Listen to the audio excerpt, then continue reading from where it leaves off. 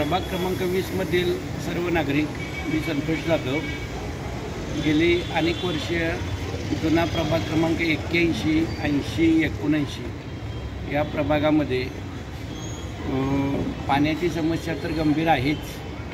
त्याचबरोबर आता नवीन अमृत कनेक्शनची जी काही पाईपलाईन टाकली गेलेली आहे, त्या अमृत पाईपलाईनमध्ये नळ कनेक्शन जोडायचं ॲक्च्युली योजनेमध्ये होतं, पण नंतर महापालिकेनं ते सर्व नळ कनेक्शन जोडण्याचा खर्चाचा बुरदंड सगळा स्थानिक लोकांच्यावर, नागरिकांच्यावर टाकला.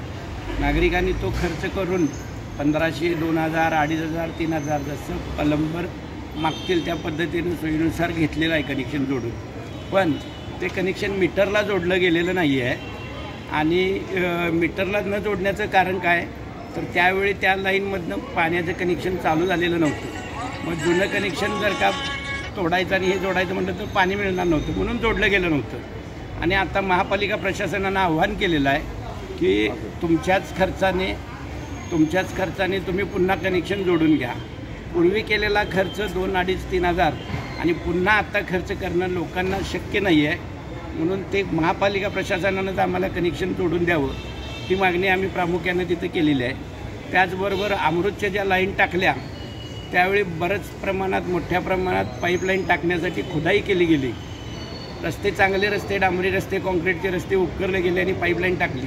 पण प्रत्यक्षात पाईपलाईन टाकल्यानंतर त्या रस्त्याचं रिस्टॉरेशन, दुरुस्तीकरण होणं गरजेचं होतं. पण महापालिका प्रशासनानं ते कुठलंच केलेलं नाही किंवा अमृत योजनेच्या ठेकेदारांनी ते रिस्टॉरेशन केलेलं नाही. ते आम्हाला ताबडतोब करून मिळावं. त्याचबरोबर आमच्या प्रभागामध्ये आरोग्याचा प्रश्न गंभीर आहे. कचरा उठाव केला जात नाही, रस्त्याचा कचरा तसाच राहतो. साफसफाई कर्मचाऱ्यांचा अपुरा तोटा आहे. आमच्या 81मध्ये तर, जुन्या प्रभाग क्रमांक 81मध्ये तर 2 ते 3 कर्मचाऱ्यावर साफसफाई केली जाते. प्रत्यक्षात मस्टरला त्यांच्या ऑफिसला बघितलं तर 25 ते 30 लोकांची हजेरी दिसते. प्रत्यक्षात 2 नाही तर 3 लोक आमच्याकडे असतात. टिप्परवर 2 लोक जातात, कचरा उठायला 2 असतात, 2-3 रजेवर असतात. अशी परिस्थिती आहे. कचरा उठाव करण्यासाठी, आरोग्याची साफसफाईसाठी पौडी विभागाला कर्मचारी अपुरे असल्याकारणानं पूर्ण प्रभागामध्ये आरोग्याची समस्या गंभीर झालेली आहे. ती ताबडतोब आम्हाला कर्मचारी मोठ्या प्रमाणात द्यावेत, पुरेसे कर्मचारी द्यावेत आणि आरोग्याचा प्रश्न मार्गी लावावा. आणखीन सगळ्यात महत्त्वाचं म्हणजे आमचा भाग सगळा उपनगरातला आहे. आज स्ट्रीट लाईट दिवे जर का बघितले तर प्रत्येक डांबावरचे दिवे गेलेले आहेत. WSL कंपनीचं काम आहे महापालिकेनं दिलेलं, पण त्यांना फोन केला, त्यांच्याशी संपर्क साधला तर बल्ब शिल्लक नाहीत म्हणून सांगितलं जातं. आणि महापालिकेला विचारलं तर महापालिका म्हणते की कंपनीला आपण दिलेलं आहे, कंपनीचे LED शिल्लक नाहीत, आल्यानंतर देऊ. असे गेली 2-2.5 वर्षे चालू आहे. ह्याच्यामुळं काय व्हायला लागलं आहे, आमच्या भागामध्ये मोठ्या प्रमाणात चोऱ्या व्हायला लागलेल्या आहेत आणि मग मोठ्या प्रमाणात नुकसान होतं आहे. ते LED बल्ब आम्हाला ताबडतोब बसवून मिळावे, अशा आम्ही 4-5 समस्या घेऊन आज आयुक्त साहेबांना भेटायला आलो होतो.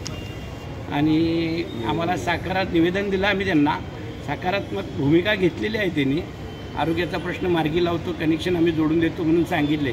पण आता अस्तित्वात कधी होते, प्रत्यक्षात करून देतात, ह्याची प्रतीक्षा आहे आम्हाला. बाळ, फ्रीजमधून श्रीखंड काढ ना. आम्ही पूर्वी घरीच बनवायचो श्रीखंड, त्याची चवच वेगळी होती. आता काय सगळं रेडीमेड. आजी, हे श्रीखंड खाऊन बघ. आज तुझ्या आईनं घरीच बनवलं की काय? हे आहे गोकुळचं श्रीखंड. अगदी जिभेवर रेंगाळणार. जिभेवरच नाही तर मनावरही रेंगाळणार. गोकुळ श्रीखंड, मनावर रेंगाळणार.